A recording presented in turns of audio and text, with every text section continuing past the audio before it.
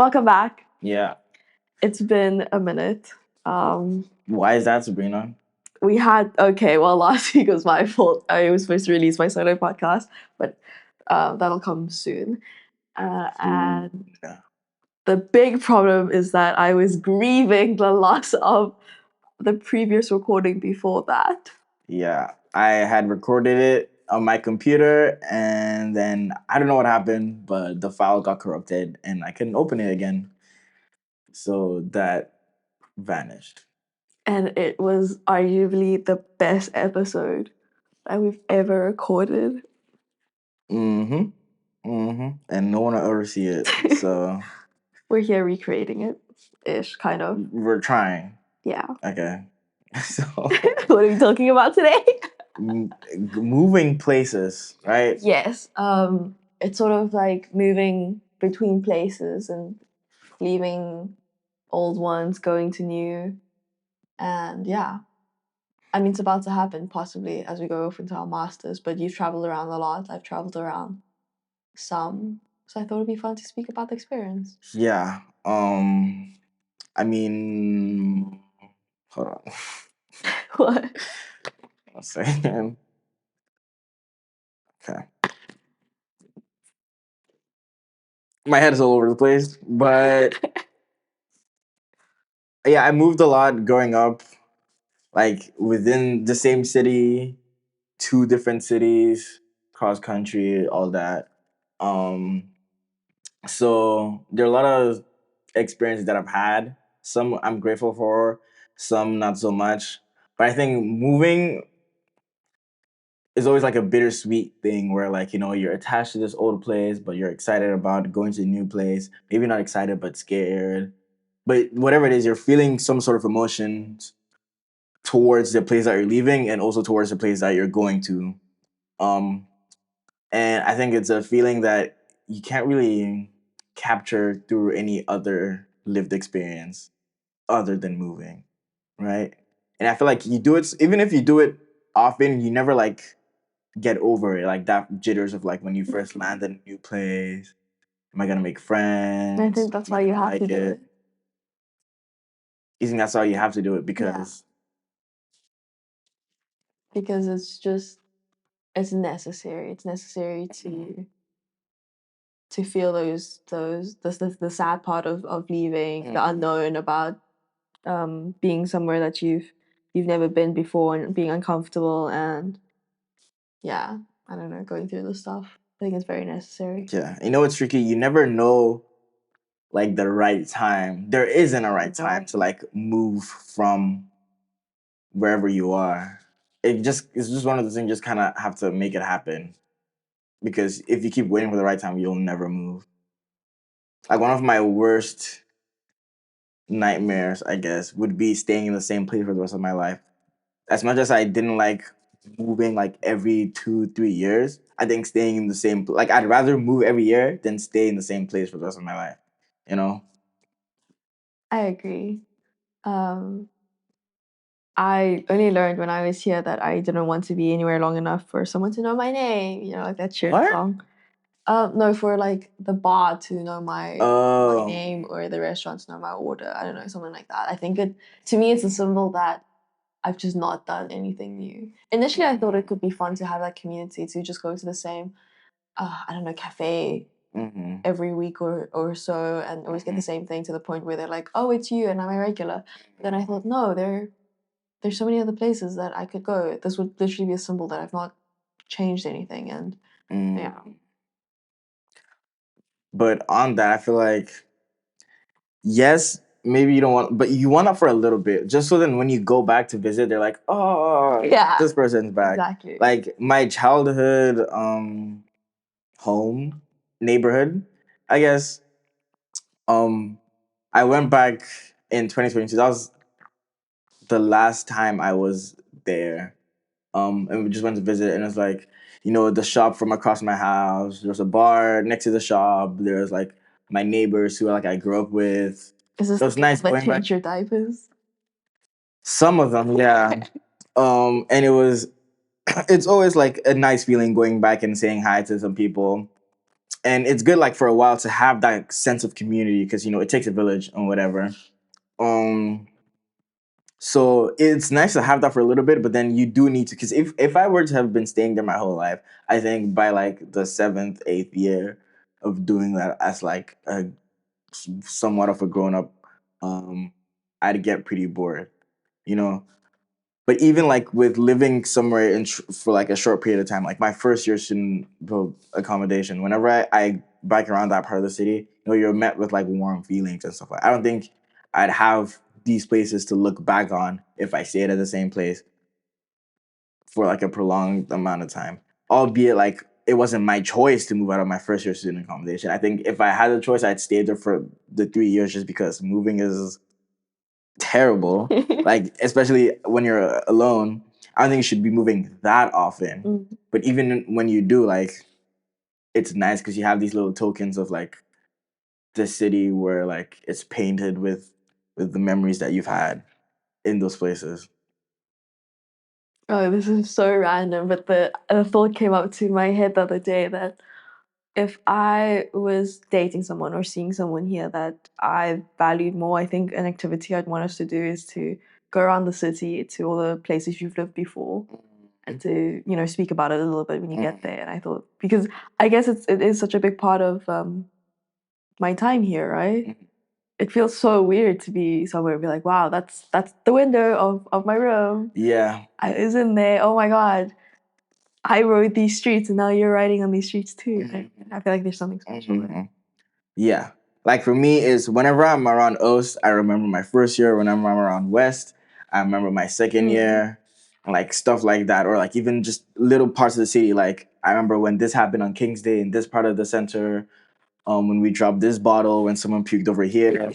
And just little things that like your mental scrapbook of the city where you get reminded of when you go by there. And then when you leave the city, I think when it's time to leave the city, because then like I guess most of that scrapbook is full or like the memories are there and maybe forever. So then when you come back to visit, you take your kids, your grandkids, like this is the city that I lived when I was a university student, and this is where this and that happened and stuff like that. I think you can't have that if you stay in the same place your whole life. No.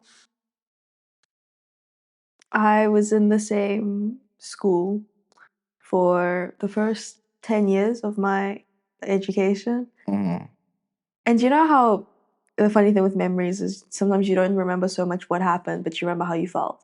And I just remember that I felt so pent up and so ready to leave. And I never imagined I would feel this way because I quite literally grew up with all the people that were around me. I loved every single one of them. I loved the community, the teachers, and I knew this place so well. But I just remember I needed a change. I needed to leave, and at that point, I had probably stayed a little bit too long because I needed to leave right then. It wasn't that I could keep holding on for a few more months or anything. And I remember that just so vividly. I don't know if I had you the have gone through opposite. I that. moved schools a lot. Even like Yeah. then like so the first time I moved outside of Ghana I was like 10, 11, moved to China. And that was a fun experience. Thing about moving a lot is that you get to like reinvent yourself a little bit every time you move. New style, new hobbies, Give yourself a new personality. nickname. Right, the nickname. People didn't even know. Yeah. I think it helped me in the sense I was able to become a lot more like adaptable, like in social situations, like being able to relate to people from like very different parts of the world. Obviously, it has its like downsides in terms of like you might just not like it, and then you end up having to be there for like a little bit where you don't enjoy it. You're out of your comfort zone, and that's never a comfortable thing, and stuff like that. But I think in general, it just makes you a more well-rounded person. It kind of forces you to open your eyes to stuff. Otherwise, you will be miserable whenever you move if you're not open to trying new things and experiencing new cultures. Yeah. Do you think there are any like positive things about staying in the same place for so long? I feel like this would be a better question for my mom because she was always a big advocate of that. It is very nice to build a community, to have that community, and to be in the feeling of being a part of something. And yeah, I mean, it is fun to walk into a room and you're kind of just happy by every person you see because it's like, hey, it's you. How are you? How's the dog? And then you turn around and it's someone else. It's like, oh my god, tell me about your birthday. Something like that. But apart from that, I don't know. I don't think I have much else to say. What about you? For me, I don't know. Maybe it's the psychology of like yearning something you'd never experienced, but like that like romanticized the idea of like everyone in the high school knows you, or like knows your family name, or like if you're on a team of a sport or of like a sports team, if you're on the team, everyone knowing you and everyone coming to the big game and stuff like that because you're all in the same neighborhood and same town, and then you all live in the same place. And after school, you go to Marvin's house or like Jack's house, and then having like a best friend that you grew up with from like a young age. For me, because I didn't have that, like I yearn for that, Because for me, it was like you have a best friend for like 2-3 years. Okay, new school, new best friend. But yeah, and stuff like that. So I never really had that. My sisters are having it a little bit now with like they're in the school that I graduated from. So like they see like the surname, they're like, oh, you must be Caleb's younger sister, stuff like that. I think that would be nice. That's the only nice thing I could imagine out of living in the same place for so long. But I must say, I think I prefer the feeling of bumping into a group of people from the time you were there and them knowing you and you haven't seen in a while is so much nicer. It's comparable. I remember we had do you know what Kids Lit Quiz is? It was a competition between schools with a bunch of questions about children's literature. It was very fun, and you would send a team and go. And I had just moved schools after I came back from China, and I bumped into a group of girls that I was in grade 8 and grade 9 with, and oh my god, were they ecstatic to see me. Like they ran up to me and like jumped on me basically, and it was so awesome. And I didn't really have that relationship with them,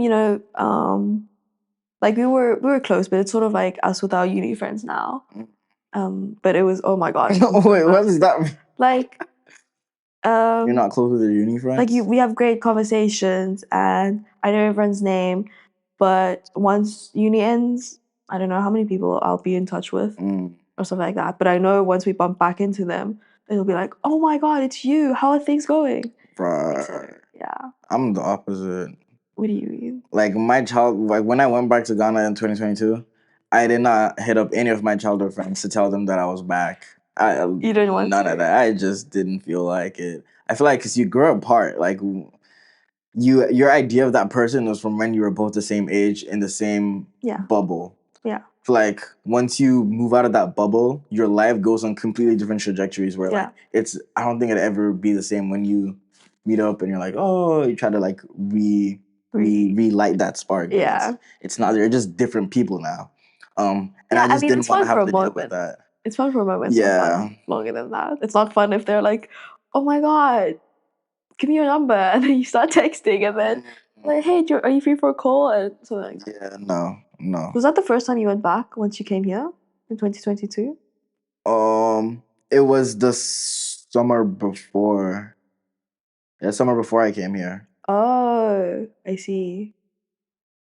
I was just thinking, I remember the first time I went back to South Africa after I came to uni here in Amsterdam. Gosh, I packed my schedule full with like meetings with all of these people, and a lot of them you meet like one-on-one because they're from different times in your life, right? And I was so burnt out by it, but I thought I was happy. I was like, oh, I need to see them. I'm only gonna see them once a year. Oh gosh, the second time I went back, I was like, I actually only care about this one group of people. And they were like the family who ran our Friday night basketball training sessions. It wasn't necessarily even just one friend. I was like, oh wow, I think I was trying to relive the past, as you're saying, the first time around, but it's not actually what I wanted, and it wasn't fun. Yeah. Stuff like that. But even I get what you mean. It's fun in the moment because my best friend from when I was in China, I don't have any of his contact. My sister has his Instagram, and I found out that he's getting married. He's engaged to get married. Whoa! That was like a fun little thing that I discovered. Which is insane because he's like maybe 2 years, two years older than me. So he's about 22. Oh my god, I'm 22. Yeah, he's engaged to get married. I was like, whoa. Did you reach out? No. No? No? Not even. Like I said, you go out party, it's just gonna be awkward. I'm just sparing the awkwardness. I mean, sure, it would have been nice to like reach out to congratulate him and stuff like that, but like really, it doesn't have to be more than that. I think it. I mean, some people I have on my phone, our only conversation is wishing each other happy birthday for the past 5 years. And it's mutually understood, I guess. I think, I hope. Yeah, I suppose that's what Snapchat's for. That's what I used to think. Was to keep in touch with someone without having to put more effort in. Like, especially for people who had streaks, you just took a picture and you just. I remember thinking that a few years back. I was like, oh, this is just grasping at straws. I hate streaks. Don't send me a streak. Please don't send me a streak.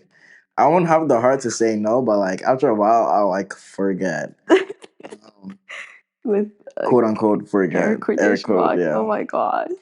Because I'm not doing that. This is for middle school. We're grown ups now. I remember I had Snapchat and a streak just for one person. I normally always just have it for one person as well. But crazy. And then that ends, and then another person magically starts another streak, and then the thing is, like, you don't start it on purpose. Maybe like you'll be just talking back and forth, and for some reason, 2 days in a row, 3 days in a row, you would send each other snaps, and then it becomes like the three with the fire, and now you just have to keep it going. No, you don't. Anyways, I must say I'm not ready to leave Amsterdam just quite yet. Why do you say that?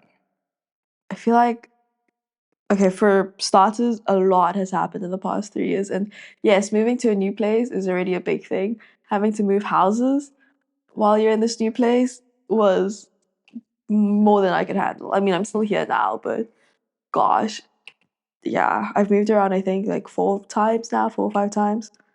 And things are finally settled down. And I feel like things are finally aligning.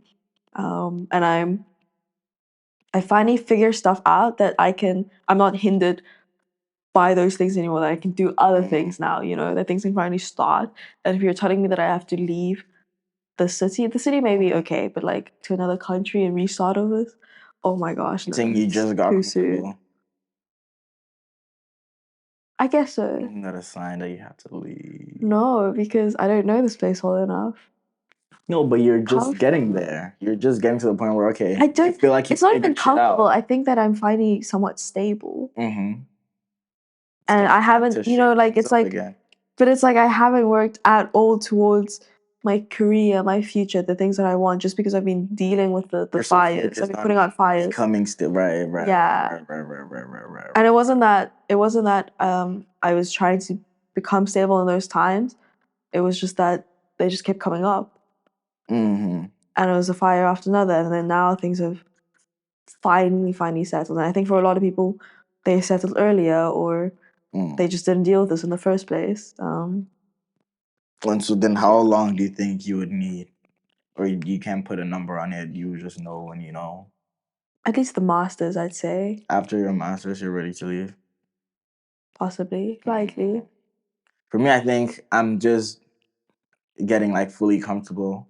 Like after your first year, you go back home, you come back, and you're like, oh, okay, I kind of know this place. Second year, cool. Then going from second year coming to third year, you're kind of a lot more confident in like knowing places around the city. Like I can go most places now, or like most places in general. Like maybe not a specific address, but most like landmarks. Put you in a neighborhood, and you'll make it home. I'll make it home. That's the level of comfortability I am with the city. Isn't that cool? Isn't it fun? Yeah. I mean, you can get old quick in maybe a year or two, I suppose. But I think right now it's like it's the golden period of enjoying this. Because then you know the routine, but not enough that it's boring. Like you know how the seasons change. You know how the government stuff works. You know how to adult kind of in this city. For me, I feel like it's maybe not the perfect time, but like I said, there'll never be a perfect time. But it's good a time as ever. I wonder if the mic is picking that up. Probably. As good a time as ever to leave and start over. Like see if the things that you've learned living here can be applied to another city. Because I mean, I feel like I know the city pretty well. I think I've filled my mental scrapbook with memories. I don't know how much more will be added. I feel like this is great. There's a little bit, and then it's gonna start being like a replacing memories type thing. Do you know what's funny? What? This was not your opinion when we did this podcast the first time around. Yeah, I guess I was pleasantly surprised that you were wanting to stay out. It's just been 2 weeks. Yeah, that's how quick your mind. Fair enough. So don't take anything I say. I don't know. I feel like I think in the last podcast I also said that my mind will probably change, but that's how I was feeling back then. You do say that a decent amount, and I'm feeling like that right now, where like You've just woken up today and you're like, wow. Yeah. You're like, I could leave. I feel like I could, but I don't think I get. Truth be told, I have a bit of that right now, and I'm feeling weird about it because I know that's not where I usually stand, at least as of late. Yeah. I feel like I could. Maybe I don't necessarily want to 100%, but it wouldn't be the end of the world, or like I wouldn't be upset about it if I did have the opportunity to leave. I mean, if I had the opportunity to leave, and it was better for me in every way possible, or even just most of the ways, yeah, I probably would. So then you are ready. I am ready. It's as you said, I just want to be here right now. Yeah. The only thing that like deters me is just like the whole process of moving to a new place. I know that I'll enjoy staying there, but like the whole process of like finding a place to stay, or like immigration and stuff like that. But that's like the stuff you never remember, you know? Exactly. And that I remember that was the big takeaway from the first time we did this, was that, you know, we could sit here and sort of give you advice on how to be ready to leave your home and move across the world or something. But honestly, at the end of the day, you don't remember any of that. You kind of remember that you went through the hard times, but you mainly remember the good times you end up having. And that's the truly special part about it all. I think Amsterdam was the city of many firsts. Yeah. For me. Yeah. But yeah, what sort? I mean, I turned 18 in the city. Oh God. I love being reminded of that. I turned 18 in Amsterdam, so everything that comes with that, it was a first for me here. First time drinking was in Amsterdam. What? Yep. Oh my goodness. First puff of weed. I didn't get high, but it was here. A lot of stuff was my first here. Maybe not driving, yeah, no, it was my first time driving. But everything else that does with adulting. What about less obvious, well-known things, universal things, like, I don't know, is really drinking and driving the first things that come to your mind? Yeah, is it not? Well, I don't know, be more interesting.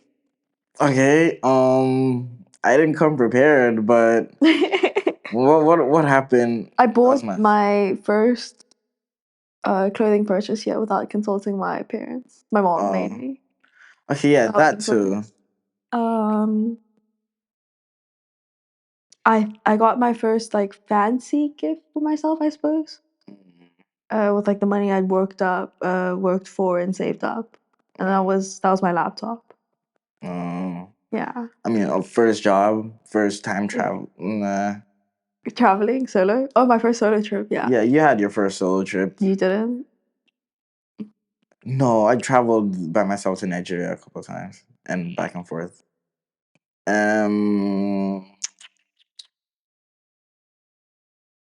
First time living alone, I suppose. Like in your own studio. For longer than 2 weeks, yeah. Oh my god. I had to self-isolate for 2 weeks during COVID. In a one-bedroom apartment all by myself. It was the most fun I ever had. Oh my goodness. Okay. First time having steak was here. Yeah. On your birthday? On my 18th. Yeah. Wow. Yeah. It was a fancy meal. Yep. Went to like a real fancy steakhouse. Had steak, chips. And wine? Wine, bought a bottle. Wow. At 18? Yeah, had to live like a man.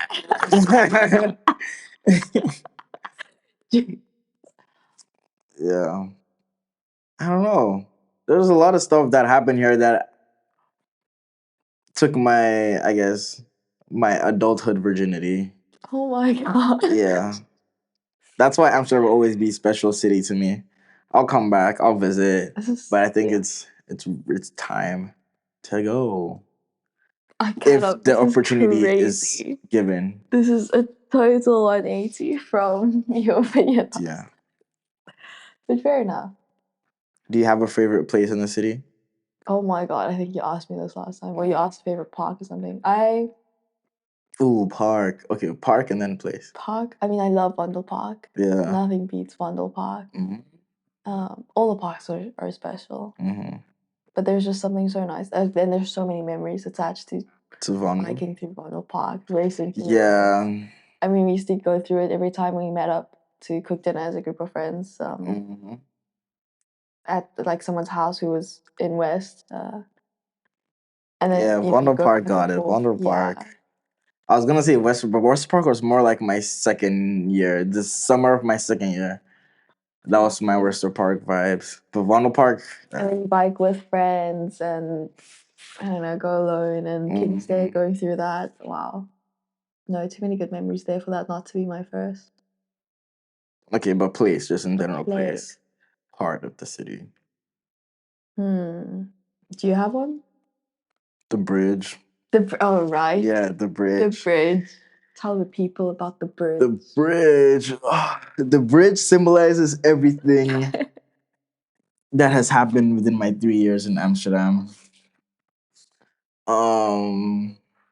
You know, the challenge of the upward climb, the gliding of the midward part, and like the comfortability and free living of the downward descent of that bridge that I would take every morning to my 9 a.m. class from Zeeburg Island to Roosevelt Island.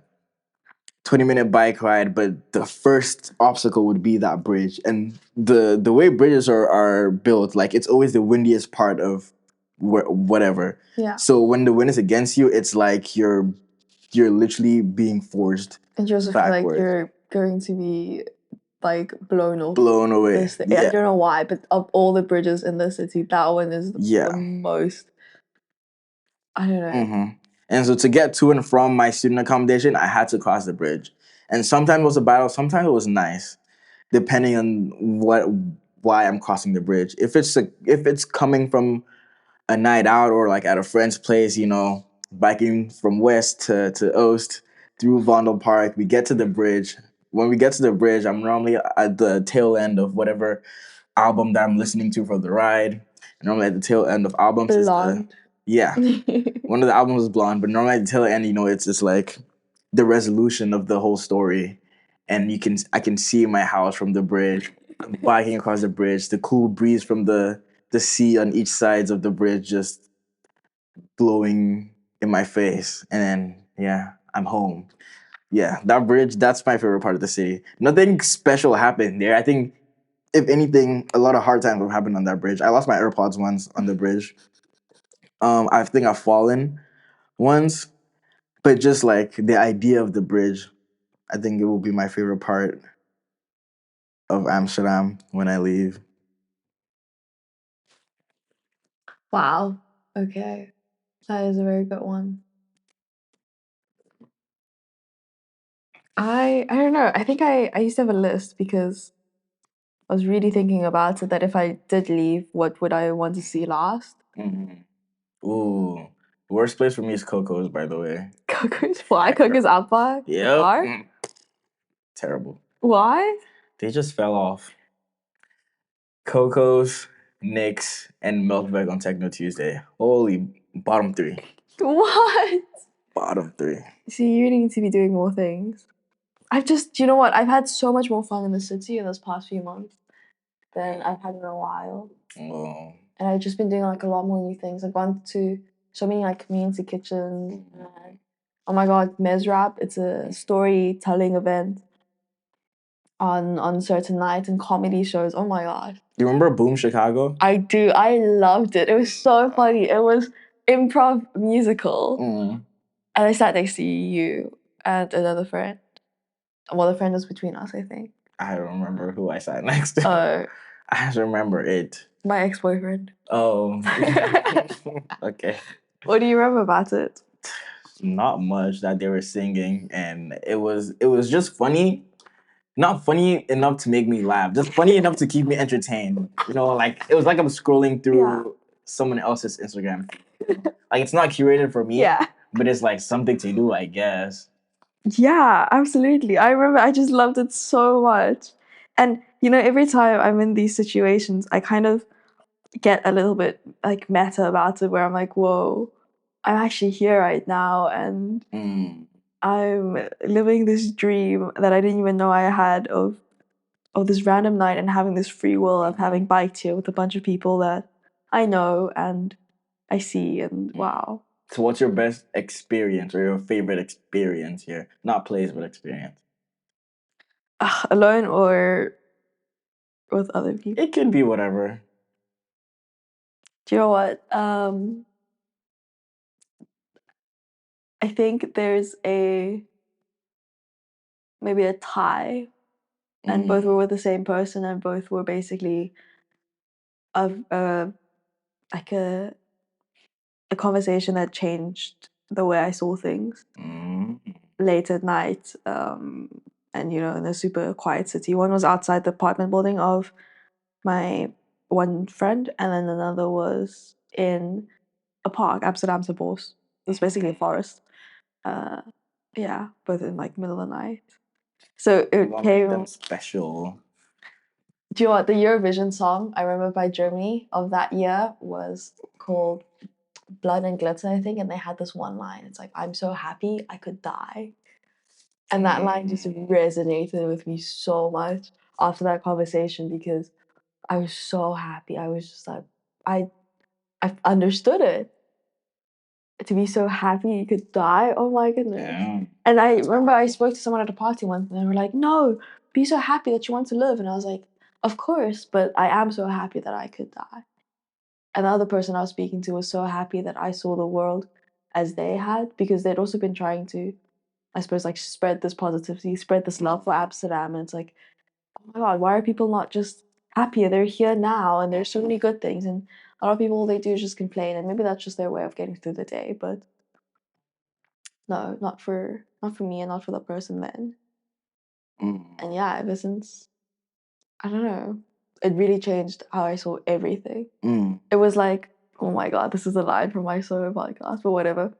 It's like we had both been living in the same city, having the same lives, but I wanted to be in the city that he was in. And it's like, wow. Yeah. So cute.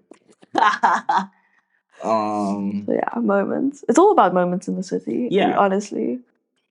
Like when I described the bridge, it was the place. Yeah, man, I hate about, that like, bridge. The experiences there. Yeah. Experiences there.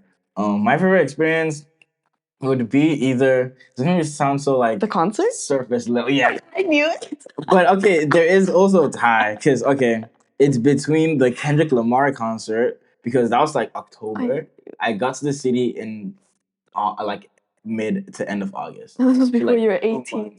2 months. You're of living. Everything in cash. First big thing I did, like on my own. Yeah. Was going to that concert with a friend. Second thing was in that year, the summer, driving through the city with the same friend because he was leaving, and we weren't like we were friends. We weren't like close, but we got a lot closer like from like my birthday on because he came to my birthday. It was just three of us, my birthday dinner, and then they both were leaving by the end of the year. They had already decided. So then we spent a lot of the times from like when the weather was starting to get good, April to June, just like driving through the city or like going to places and doing stuff.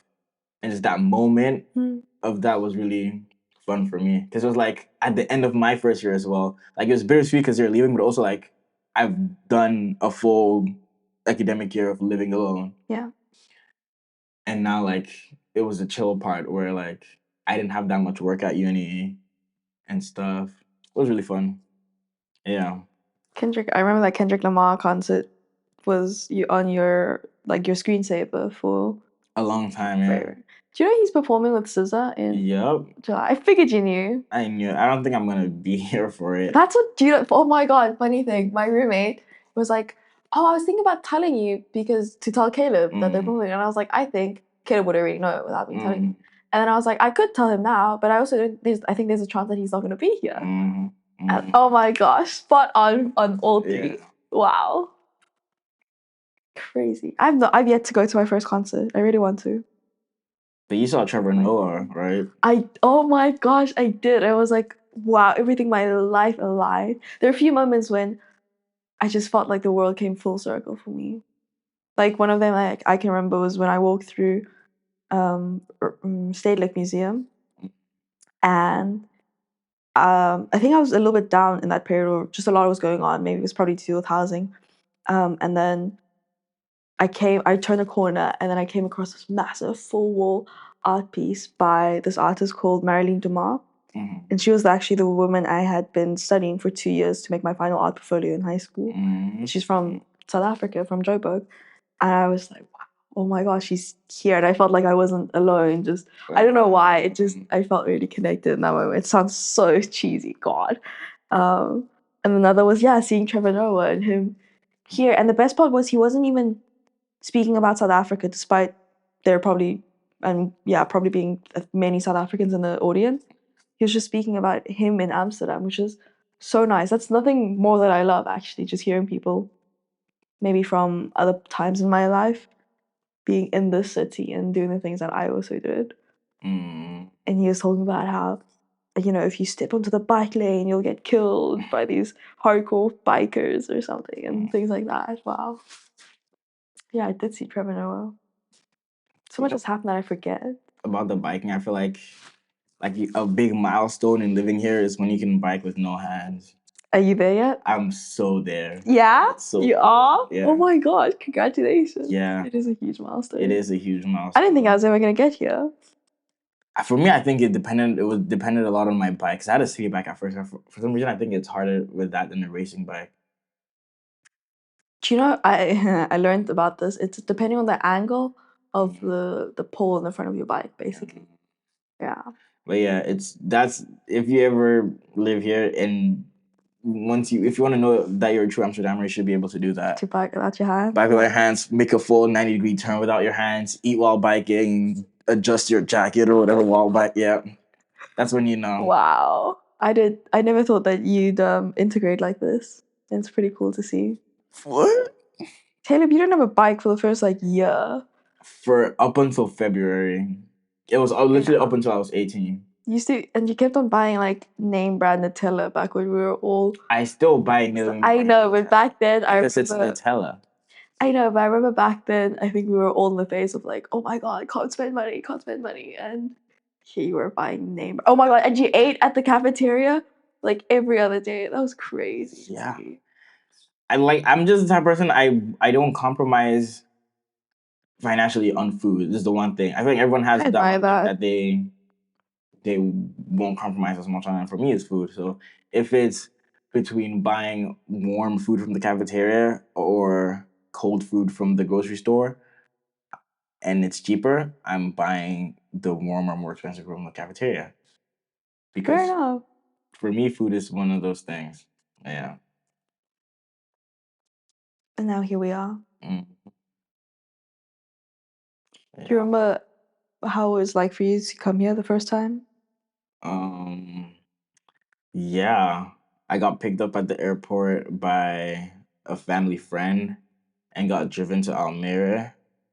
And I took a nap there. And then Oh my God, you went to Almere? Huh? I didn't know you went to Almere. Yeah, I did. And then it was so interesting because like there were roads. In Almere? Like there were from the airport to Almere and from Almere to Zeebrugge Island, there were roads. And I thought that's how the whole city would look like, like a lot of urban car-centric cities. It's a completely different view from the road, isn't it? Mm-hmm. Mm-hmm. Like even when you've driven me around the city when I've moved, it's a little it's disorienting. even like it's just unrecognizable. It's crazy. Yeah, and then she drove me to my apartment, and then she left me there. The first thing I did was put on my football boots, go to the back area, and play football with some people that are in my building because they had set it up for that day, and I had planned on doing that. Like from getting on the plane from Ghana to Amsterdam, I knew that once I get there, you knew that this was going to happen. So I got there. So now she dropped me off, changed into my football stuff, went outside, and then I met my first group of Amsterdam uni students, and we played football for a bit. Did you tell them that you just landed? Yeah, I did. Crazy. Yeah, I just landed. But I had the nap, so I was energized. We played, we had fun. I don't talk to any of them anymore, but it was the first set of people that I met. And yeah, I also remember for a time I was so obsessed with just walking around to explore the city. And like a 30-minute walk is a lot for me. But back then, like a 30-minute walk across the bridge to the Lidl and back, no problem. But now it's like that's so dumb. Yeah. What about you? How was your first? Oh, it was a mess. We landed, and right off the bat I learned that the next time I book a flight, I actually have to keep in mind the time and the day because it was late Friday night, and someone from my housing agency, agreed to meet up to give me my key, and it was the last appointment of the evening, but they weren't there. And I should have taken video evidence, as now my friends have urged me to do in any situation that becomes dicey. But my brother and I were basically stranded Friday afternoon. The only other chance would have been the next day, but I don't know what time they would have been there. So we're scrambling. We called an Uber to get to this place because we had a lot of things to carry because he's going to go to the UK now with all his stuff.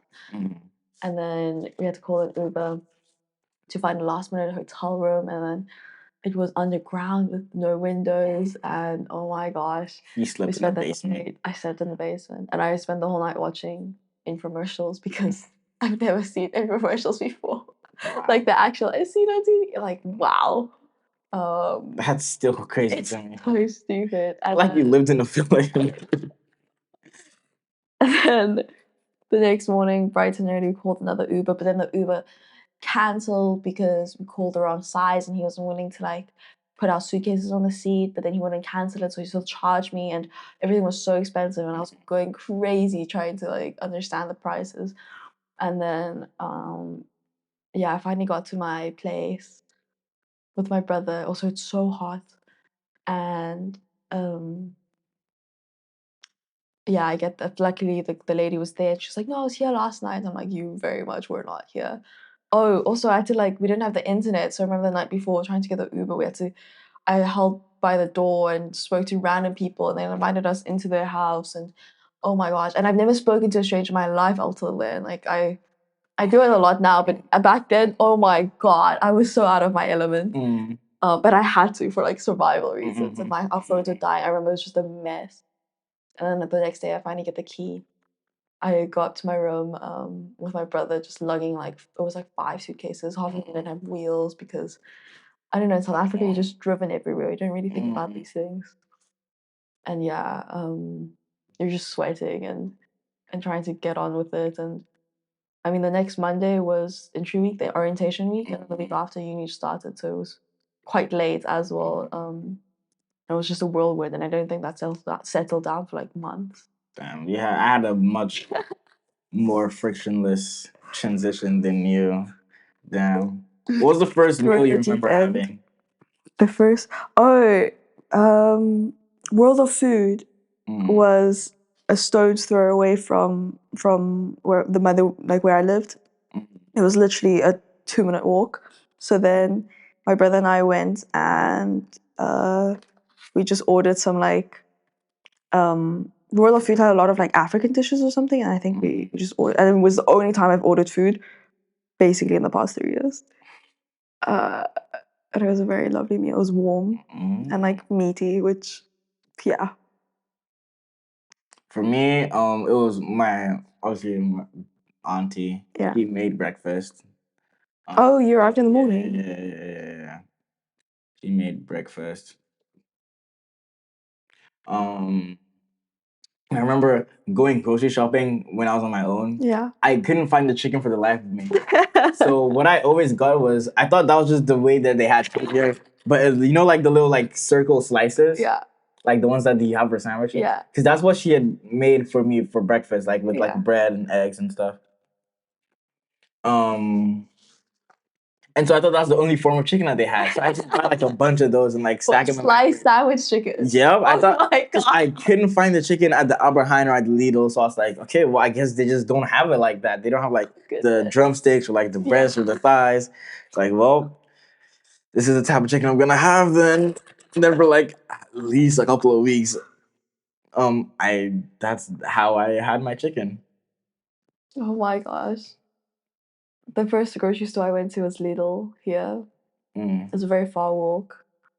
Oh my God, also on that walk we went to IKEA because it wasn't walking distance. It was about 45 minutes away, I think. And we did shopping, yeah. And then we walked back, and then we also decided to do a week's worth of groceries with our first trip to IKEA. So it was quite a horrible walk. I think that's actually what we did because we had the whole Saturday. And then yeah, and then everything was so absurdly expensive. Just converting the price, just because I wasn't used to it at all. And oh my God, I've never grocery shopped like that since. You just do it for the day now. Yeah, I just do it for the day now, but yeah. And it's also one of my favorite things to go to see in a new place, like the grocery store. I don't know. Yeah. That's so you ate sliced chicken. Yeah. Have you had sliced chicken since? Nope. It's disgusting. Not disgusting, but like it's not a lot. Like I can't believe you couldn't find the chicken. I literally couldn't find the chicken. Also, everything was in a different language. Yeah. Oh my God, that too. Yeah. And paying was different, and scanning tickets were different. Oh my gosh. But yeah, leaving places, new places. My throat is killing me, so we end here. Yeah, great.